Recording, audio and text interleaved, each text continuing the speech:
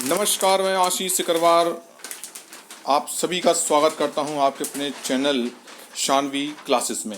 आज हम पढ़ने वाले हैं समास का सेकंड टोटल 6 समास में से जो दूसरा समास है हमारा द्वंद्व समास, और इसमें हम पढ़ेंगे उसकी परिभाषा उदाहरण एक नए तरीके से। तो देखते हैं आप समास को अपने तरीके से कितना जानते हैं और आज आपने कितना नया सीखा। चलिए स्टार्ट करते हैं। तो हम बात कर रहे हैं पहला द्वंद्व समास के बारे में। सबसे पहले इसकी बात करेंगे परिभाषा की। और परिभाषा में अगर हम देखें तो द्वंद्व समास, जैसा आपको पता ही है, द्वंद्व समास में दोनों पद होते हैं प्रधान। तो इसमें साफ साफ लिखा हुआ है कि समास में दोनों पद प्रधान होते हैं और इसमें किसी भी पद का गौण नहीं होता। गौण का मतलब होता है छुपना, मतलब ऐसा कोई भी पद नहीं है जो छुपा हुआ हो। सारे पद आपके सामने रहते हैं और दोनों ही जितने भी पद होते हैं, दो ही मेन होते हैं पद, और दोनों पद कैसे होते हैं? प्रधान। ये दोनों पद एक दूसरे पद के विलोम होते हैं, लेकिन ये हमेशा नहीं होता। ज़्यादातर बुकों में ऐसा लिखा होता है कि दोनों पद एक दूसरे के विपरीत होते हैं, लेकिन यकीन मानिए हमेशा ये कहना सही नहीं होता कि दोनों पद विपरीत हों। अभी अब देखेंगे एग्जाम्पल में अलग अलग तरीके से ये बनाए जाते हैं। द्वंद्व समास कितने प्रकार से बनाए जा सकते हैं, हम इसकी भी बात करेंगे। इसका विग्रह करने पर और अथवा या एवं का प्रयोग होता है, उसे द्वंद्व समास कहते हैं। विग्रह, जैसे मैंने बताया था आपको, जब भी समास को आप अलग अलग करेंगे तो जो विग्रह कहलाता है, ठीक है। इस जैसे एग्जाम्पल देखें तो द्वंद्व समास का उदाहरण देखिएगा, लिखा है वह जलवायु, तो क्या लिखा है? जल और वायु। तो मैंने आपसे कहा था जब आप इसका विग्रह करेंगे तो विग्रह करने पर क्या आएगा? और शब्द आएगा, ये देखिए आ गया। अथवा या भी शब्द आ सकता है, अपना पराया, अपना या पराया, ठीक है। मारपीट, मार अथवा पीट, यहाँ पे थोड़ा सा सही नहीं हुआ है, कोई बात नहीं। राजा प्रजा, राजा और प्रजा, तो ये आपके एग्जाम्पल थे जो आपने सीखे हैं। ये द्वंद्व समास के एग्जाम्पल हैं जिसमें हमेशा क्या आएगा? और अथवा एवं शब्द आते हैं, ठीक है, दोनों पदों के बीच में। चलिए आगे और एग्जाम्पल हम देखते हैं। बहुत सारे एग्जाम्पल हैं। पहला जैसे लिखा हुआ राधा कृष्ण, तो राधा और कृष्ण। अन्न जल, अन्न और जल। नर नारी, नर और नारी। गुण दोष, गुण और दोष। देश विदेश, अमीर गरीब, नदी नाले, धन दौलत, सुख दुख, आगे पीछे, ऊंच नीच, आग पानी, मार पीट, राजा प्रजा, ठंडा गर्म। ऐसे बहुत सारे एग्जाम्पल हैं जो इस द्वंद्व समास के अंतर्गत आते हैं, ठीक है। इसमें दोनों ही जो पद होते हैं कैसे होते हैं? प्रधान होते हैं, ठीक है। चलिए आगे चलते हैं। अब आते हैं द्वंद्व समास के भेद पर। द्वंद्व समास के भेद कितने होते हैं आप देख सकते हैं, आपकी स्क्रीन पर है। द्वंद्व समास के कितने भेद हैं? 3 भेद माने जाते हैं। कौन कौन से? इतरेतर द्वंद्व समास, समाहार द्वंद्व समास और वैकल्पिक द्वंद्व समास। इतरेतर क्या होते हैं, समाहार क्या होते हैं, वैकल्पिक क्या होते हैं, इसके बारे में एक एक करके इस पर हम चर्चा करेंगे। चलिए आगे चलते हैं। तो पहला है इतरेतर द्वंद्व समास। इसमें दोनों पद प्रधान होते ही हैं, साथ में अर्थ में अलग अलग महत्व भी होता है।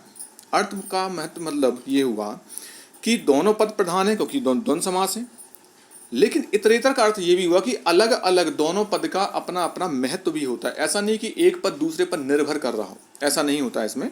जैसे एक एग्जाम्पल दिया हुआ दिन रात, तो यहाँ दिन रात शब्द है, अगर हम इसको विग्रह करेंगे तो क्या करेंगे? दिन और रात, जैसा हमने अभी किया था पीछे।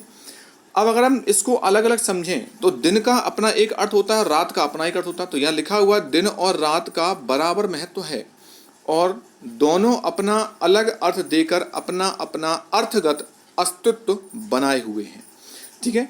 तो यहाँ पर ऐसा नहीं कि दिन जो है वो रात से संबंधित है या रात दिन से संबंधित है, ये दोनों अपना अलग अलग अर्थ भी बनाते हैं। ऐसे बहुत सारे एग्जाम्पल हैं, जैसे राम कृष्ण, माँ बाप, अमीर गरीब, गाय बैल, ऋषि मुनि, इस प्रकार से बहुत सारे एग्जाम्पल है। बेटा बेटी, तो ये एग्जाम्पल हैं जो द्वंद्व समास के अंतर्गत आते हैं। ये इतरेतर द्वंद्व समास के अंतर्गत आते हैं, ठीक है। चलिए आगे चलते हैं। तो अगर ये वीडियो को पसंद आ रहा हो तो लाइक और सब्सक्राइब जरूर कर लीजिए। आपके नीचे बटन दिया होगा सब्सक्राइब करने, वो कर लीजिए और बेल आइकन जरूर दबाएं ताकि आने वाले वीडियो आपके पास पहुंचते जाएंगे, ठीक है। और ये जो वीडियो है अपने फ्रेंड्स में, अपने परिवार में जरूर एक बार शेयर कर लें, ठीक है। चलिए आगे बात करते हैं समाहार द्वंद्व समास। समाहार द्वंद्व समास की अगर हम बात करें तो इसमें लिखा हुआ है समाहार द्वंद्व समास का अर्थ होता है समाह। देखो समाह का मतलब ही होता है समूह। समाहार मतलब क्या हुआ? समूह। जब द्वंद्व समास के दोनों पद और समुच्चय बोधक से जुड़ा होने पर भी अलग अलग अस्तित्व नहीं रखें, मतलब वो अलग अलग अस्तित्व ना रखकर समूह का बोध कराते हैं। देखिए अभी आपने समझा, जब हम बात कर रहे थे इतरेतर समास की, तो वहाँ पर एक शब्द आया था और, ठीक है। जब वहाँ पे और शब्द आया था तो हमने क्या बात की थी कि और शब्द आ रहा है, लेकिन और शब्द तो यहाँ भी आएगा। आप लिखा हुआ जैसे अभी भी कि इसमें और जो शब्द है ये क्या हुआ, समुच्चय बोधक है, एक तरह से कंजक्शन है, यहाँ भी आएगा। लेकिन इतरेतर द्वंद्व समास में अलग अलग उनका महत्व था, यहाँ पर उनका अस्तित्व अलग ना रखकर एक समूह का बोध कराते हैं, ठीक है। कैसे? इस समास में दो पदों के अलावा तीसरा पद भी छुपा होता है। ये बात थोड़ी सी इंपॉर्टेंट है। कैसे? अब ऐसा मत समझिए कि ये बहुब्रीहि समास की बात कर रहे हैं, ऐसा नहीं होता है। अपने अर्थ का बोध अप्रत्यक्ष रूप से कराते हैं, मतलब प्रत्यक्ष नहीं होता, वो तीसरा शब्द कहीं ना कहीं अप्रत्यक्ष रूप से जुड़ा रहेगा। एग्जाम्पल देख लेते हैं।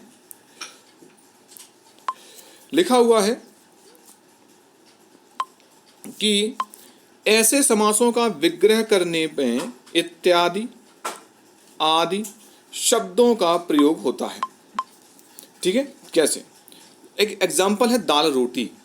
दाल रोटी, तो इसमें दाल और रोटी का आशय केवल दाल रोटी से नहीं है, बल्कि जीवन निर्वाह की अन्य जरूरी वस्तुओं से भी है। आप देख रहे हैं ये समय है लॉकडाउन का, तीसरा लॉकडाउन चल रहा है, तो इसमें जो भी है, जो भी व्यक्ति है पूरे विश्व में, क्या कह रहा है इस टाइम, बस दाल रोटी चल रही है। बहुत से पास तो ये भी नहीं पहुंच पा रहा है, लेकिन जब दाल रोटी चल रही, इसका मतलब क्या हुआ, केवल दाल रोटी से संबंध नहीं है, उसके अलावा जीवन निर्वाह के लिए जो भी आवश्यक जो वस्तु हैं उससे भी इसका मतलब है। तो क्या हुआ कि दाल और रोटी, ठीक है, केवल यहीं तक वही बात सीमित नहीं है। इसमें जब हम विग्रह करेंगे तो लिखेंगे दाल और रोटी आदि। आदि का मतलब या इत्यादि का मतलब होता है कि इनको, इनके साथ साथ कुछ और चीज़ों का भी इस्तेमाल वहाँ पे हो रहा है। चलिए नेक्स्ट समाहार द्वंद्व समास के हम एग्जाम्पल हम देख लें। तो इसमें लिखा हुआ है हाथ पांव, तो हाथ और पांव, अब शरीर में केवल हाथ पांव तो होते नहीं, ठीक है, तो पूरी पूरी बॉडी पार्ट की यहाँ पे बात की जा रही है। आहार निद्रा, आहार और निद्रा आदि। उछल कूद, उछल और कूद। काम काज, काम और काज। खान पान, लेखा जोखा। नौन तेल, ना यहाँ पे नौन का मतलब होता है नमक तेल आदि। कीड़ा मकोड़ा, तो कीड़ा और मकोड़ा आदि। यहाँ पर कीड़ा मकोड़ा आदि का मतलब है कि कुछ और छोटे छोटे जो जंतु हैं, जीव जंतु हैं, उनकी बात भी कर रहे हैं। कपड़ा लत्ता, कपड़ा और लत्ता आदि। यहाँ पे कपड़े से मतलब है जो भी आप पहनते हैं, जो भी आपके घर में इस्तेमाल होता है वहाँ से, उसके अलावा और जो चीज़ें हैं वो सब इसमें शामिल हो जाती हैं, ठीक है। चलिए बहुत सारे और भी हैं। कूंदा फांदी, कूंदना और फांदना। फल फूल, फर और फूल। बहु बेटी, बहु और बेटी। ऐसे बहुत सारे एग्जाम्पल है समाहार द्वंद्व समास के अंतर्गत आते हैं। चलिए बात करते हैं वैकल्पिक द्वंद्व समास। ये तीसरा पॉइंट है, ये तीसरा पॉइंट है वैकल्पिक द्वंद्व समास का। तो यहाँ पर देखें इस द्वंद्व समास में दो पदों के बीच में, अब देखिए यहाँ पर क्या आ रहा है, या और अथवा। या अथवा आदि विकल्प सूचक अव्यय छिपे होते हैं। इससे पहले हम बात कर रहे थे और की, ठीक है। तो इतरेतर में भी और था, लेकिन दोनों में उसका अलग अलग महत्व था।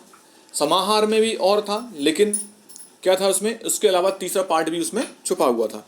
यहाँ पर जब हम समास का विग्रह करेंगे तो यहाँ पे या अथवा शब्द आदि मिलेंगे, ये अव्यय छुपे हुए होते हैं और इस वैकल्पिक द्वंद्व समास कहते हैं। देखो या और अथवा ये हमेशा वैकल्पिक होते हैं, ठीक है। जैसे पाप पुण्य, पाप अथवा पुण्य, या फिर पाप या पुण्य, या तो पाप या फिर पुण्य। तो इसमें कोई ना कोई एक की बात की जाएगी। भला बुरा, भला या बुरा। थोड़ा बहुत, थोड़ा या बहुत। जीवन मरण, जीवन या मरण। लाभ हानि, लाभ अथवा हानि। गुण दोष, गुण अथवा दोष, ठीक है। यश अपयश, तो यश अपयश की बात करें तो यश अथवा अपयश, ठीक है। धर्माधर्म, ये बड़ा इंपॉर्टेंट है जी, धर्माधर्म ये काफ़ी बार आया हुआ है।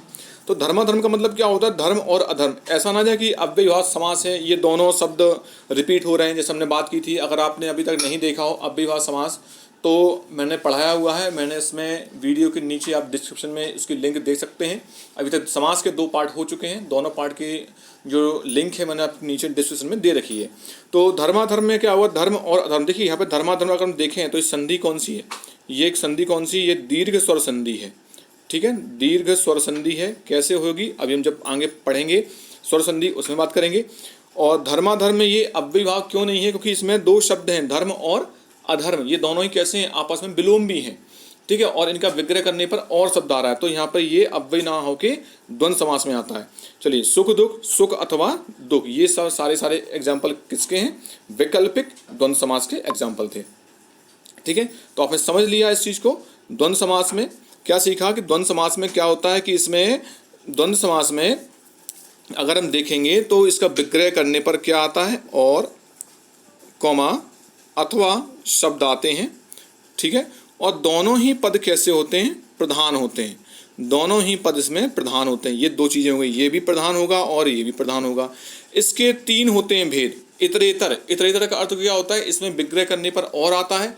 साथ साथ दोनों शब्दों को अगर हम अलग अलग देखें, दोनों का अपना अलग अलग एक महत्व होता है।